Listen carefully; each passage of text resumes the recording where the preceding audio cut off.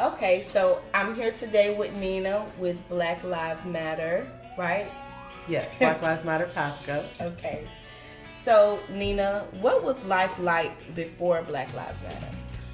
I mean, for me, before Black Lives Matter, obviously I've had the same experience that most black people in America do naturally.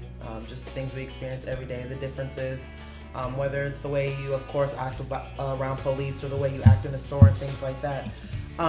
But for me, before Black Lives Matter, I was really, quote unquote, woke and aware of, a lot of things happening in the black community. And I always wanted to like make a change and find a way to change things like that, especially systemic racism and different things, but I never really knew how or how to get involved.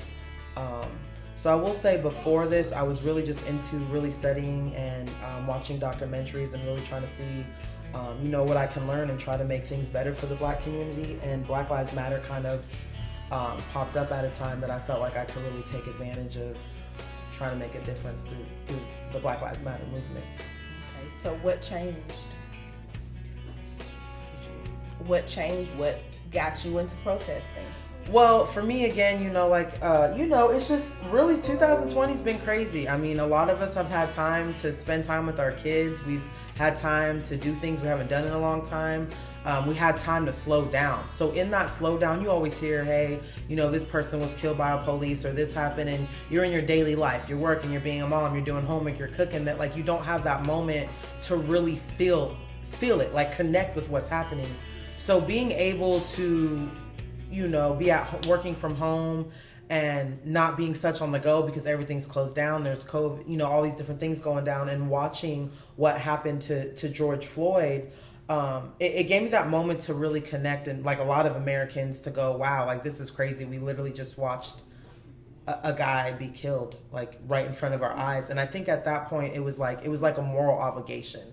It was like, how can I be okay? Like, just because I got lucky and I'm living in a suburb, or just because I'm not in a place where, police brutality is a big deal, like certain places like Chicago or, different places.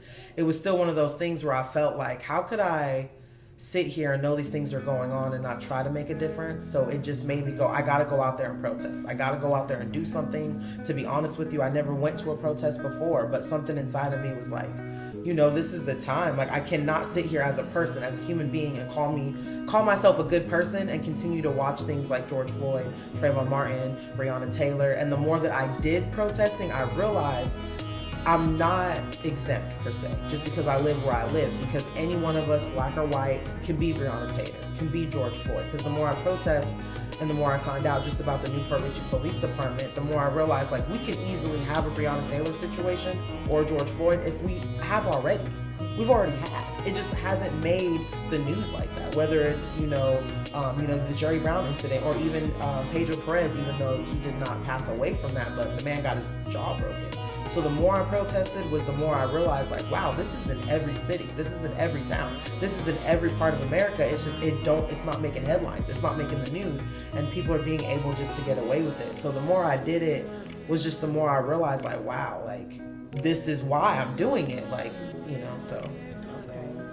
So what was that first protest like for you? The first protest, honestly, I went by myself. I just randomly looked it up. It was in Tarpon Springs, and it was really calm. It was really chill. It was a march. It actually rained really bad that day. But the first time that I went, I honestly like I said, I'm not a public speaker or anything. I don't do that, but I actually spoke. I just got up and I just said what I had to say. And my biggest thing at that moment for me was experiencing so many people. Because again, I never protested before then. Was experiencing that many people being together in solidarity. And the main thing that I wanted to say is like, we can't stop. Like, as you can see from the beginning, it's gotten smaller. And I wanted to make a big point, like what we see here, how we're together and how we're in solidarity, we have to keep moving forward and doing that. But the first time was almost kind of emotional, like, wow, I never been around this many people for the same cause, and I never felt that before. But after the first time, it was just something that I felt like, obviously I can't just go to one protest and I'll just change the world. So it was something every time there was a protest, whether it was St. Pete's, no matter where it was, I just, kept going to protest, and then I started seeing people on 19, protesting in our county. So I started just going out there with them. Okay. So now that you're the organizer or leader of Black Lives Matter, how has life changed for you? I mean, it's changed a lot. Obviously, it's very consuming. It takes, a lot of time, not necessarily like protesting, but just mentally, with family, with my daughter. It's not really something my daughter wants me to do because she's very aware and she understands the risk. But for me, I've changed a lot in a way, I would say morally. I kind of accepted things from friends and family just because they were friends and family. And now it's to a point where